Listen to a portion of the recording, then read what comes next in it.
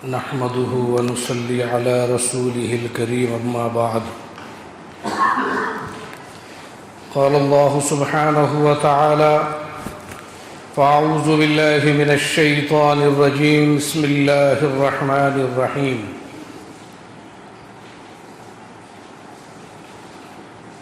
يا أيها الذين آمنوا قوا أنفسكم وأهليكم نارا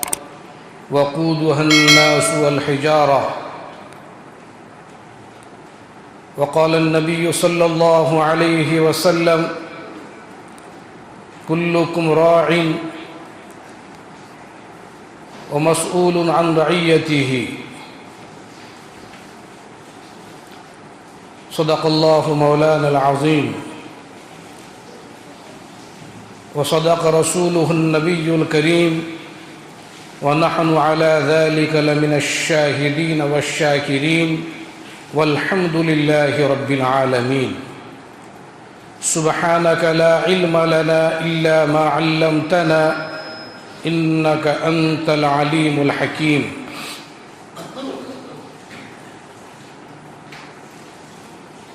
تو ادھر ادھر کی نہ بات کر یہ بتا کہ قافلہ کیوں لٹا تو ادھر ادھر کی نہ بات کر یہ بتا کہ قافلہ کیوں لٹا مجھے رہزنوں سے گلا نہیں تیری رہبری کا سوال ہے محترم بھائیوں دوستوں بزرگوں میں نے ابھی آپ کے سامنے قرآن مجید کے سورہ تحریم کی آیت تلاوت کی ہے ایک حدیث پاک پیش کی ہے اللہ تعالیٰ نے ارشاد فرمایا اے ایمان والو اپنے آپ کو اور اپنے اہل و عیال کو جہنم کی اس آگ سے بچاؤ جس کا ایندھن انسان اور پتھر ہے اس آگ پر سخت مزاج تند خو فرشتے بیٹھے ہوئے ہیں ان کی کیفیت یہ ہے کہ اللہ کے حکم کی خلاف ورزی نہیں کرتے نافرمانی نہیں کرتے اور وہی کرتے ہیں جس کا اللہ نے ان کو حکم دیا ہے حدیث پاک میں اللہ کے رسول صلی اللہ علیہ وسلم نے ارشاد فرمایا کلکم راع وکلکم مسئول عن رعیتہ تم میں سے ہر ایک ذمہ دار ہے اور اپنے ماتحتوں کے بارے میں اس سے سوال ہوگا میرے بھائیوں اور دوستوں ہمارے سماج میں ہمارے معاشرے میں مسلمانوں کی سوسائٹی میں یقیناً بہت سے دیندار لوگ ہیں دیندار مرد ہیں دیندار عورتیں ہیں پابند صوم و صلات ہیں ذکر و اذکار کے عادی ہیں خیر خیرات کے عادی ہیں وہ رمضان کے روزے بھی رکھتے ہیں ان میں کچھ حج بیت اللہ سے بھی آئے ہیں وہ لوگوں کو اور ان کے ساتھ میں محبت سے پیش آنے کو اہمیت دیتے ہیں یقیناً یہ ایک اچھا عمل ہے اچھا کام ہے لیکن کوئی بھی نیک عمل صرف اپنی ذات تک محدود نہیں شریعت اسلامیہ نے انسان کو اپنی ذات تک محدود نہیں رکھا بلکہ اس کے نیک عمل اور اس کے اچھے کام کے اور لوگ بھی مستحق ہیں کہ ان تک یہ کام پہنچایا جائے ان کو گناہوں سے روکا جائے نیک بات ان کو بتلائی جائے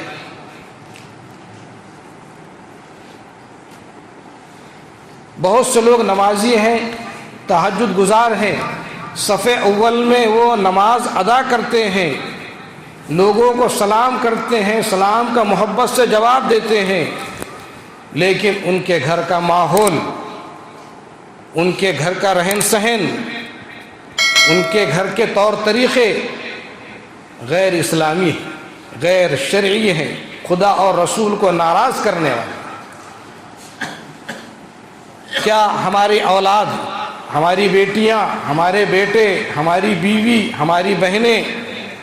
ویسے ہی نماز کے عادی ہیں جیسے کہ ہم صف اول میں نماز کے لیے مسجد میں آ جاتے ہیں؟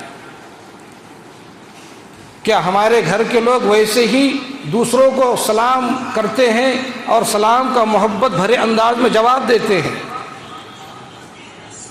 کیا وہ قرآن مجید کی تلاوت اسی محبت دل کی لگن کے ساتھ کرتے ہیں یا نہیں کرتے؟ آج ہم دیندار ہیں لیکن ہمارے گھر کا ماحول بے دین ہوتا چلا جا رہا ہے۔ اس کا نتیجہ یہ ہے کہ سماج اندر سے پورا کھوکھلا ہوتا چلا جا رہا ہے۔ جیسے کوئی بہت بڑا درخت ہو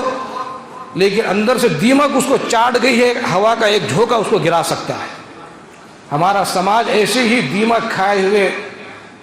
کشادہ اور عظیم درخت کی طرح ہو چکا ہے، وہ کبھی بھی گر سکتا ہے۔ تو اندر سے محنت کرنے کی ضرورت ہے، اپنے آپ کو بھی بنانا ہے، اپنے آپ کو اللہ کے رسول کے سنتوں کا عادی بنانا ہے، اللہ کے حکام کو پورا کرنے والا بنانا ہے، لیکن ساتھ ساتھ اپنے گھر کی فکر بھی کرنا ہے۔ یہ ادب نہ سکھانے کا نتیجہ ہے کہ اولاد بڑی ہو کر ہمارے لیے درد سری بنتی ہے۔ یہی اولاد ہے کہ جن کے تعلق سے ہمارے بہت سے بھائی شکایتیں کرتے ہیں کہ ہماری اولاد ہمارا خیال نہیں کرتی، وہ ہماری طرف توجہ نہیں دیتی۔ یہی اولاد ہے جن کو آپ نے بچپن میں قرآن کی تعلیم نہیں دی، ان کو اللہ کے رسول کے طریقے نہیں سکھائے، ان کو آداب زندگی نہیں سکھائی۔ بڑے ہو کر یہی آپ کے لیے درد سری بنتے ہیں۔ پھر مولانا کے پاس جاتے ہیں، تعویذ لیتے ہیں، کسی عالم صاحب کے پاس جاتے ہیں، دعا کا پانی لیتے ہیں۔ یہ اس سے کچھ نہیں ہوگا جب تک کہ دل کی کھیتی سرسبز و شاداب نہیں ہوگی۔ باہر سے پانی ڈالنے سے وہ کھیتی آباد نہیں ہوگی۔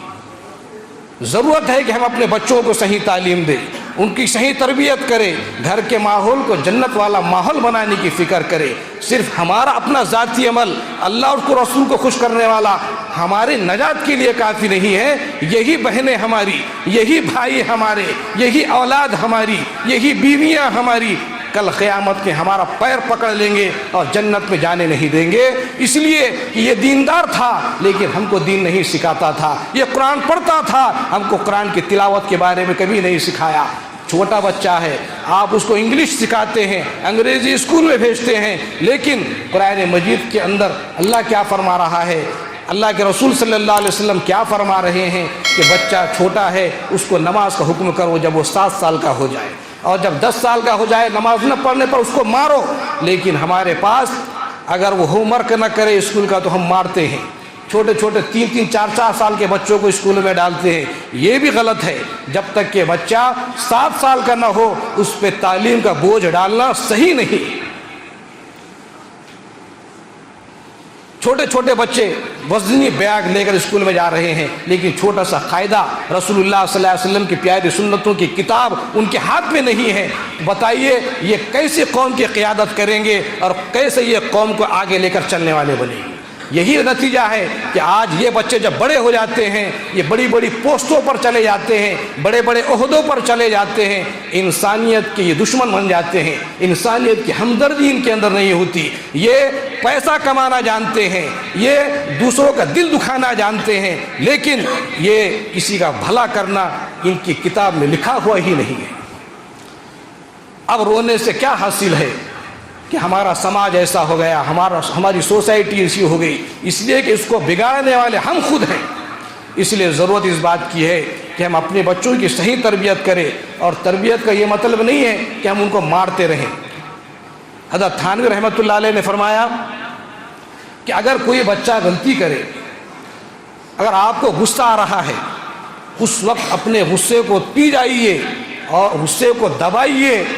بہت اندر سے جھنجھلاہٹ ہو رہی ہے کہ میں اس کو ماروں یا کچھ اس کو سخت جملہ کہوں، لیکن اپنے آپ کو کنٹرول میں رکھیے۔ جب وقت گزر جائے 10 منٹ 15 منٹ 1 گھنٹہ آدھے دن کے بعد آپ اس کو مصنوعی غصہ کیجئے، بناوٹی غصہ کیجئے کہ تم نے ایسا کیوں کیا، تم ایسا کیوں کرتے ہو، اور اس کے بعد تھوڑی دیر کے بعد اس کو سمجھائیے کہ تمہارا یہ عمل اچھا نہیں ہے، اس طریقے سے نہیں کرنا چاہیے، تو اس کا اثر بچے کے اوپر بہتر پڑتا ہے۔ بناوٹی غصہ بعد میں لائیے، لیکن اصلی جو غصہ ہے اس کو دبائیے۔ ہمارا سماج ایسا ہو چکا ہے کہ بچہ غلطی کرے، دینی غلطی کرے، کوئی حرج نہیں ہے، نماز نہ پڑھے کوئی حرج نہیں ہے۔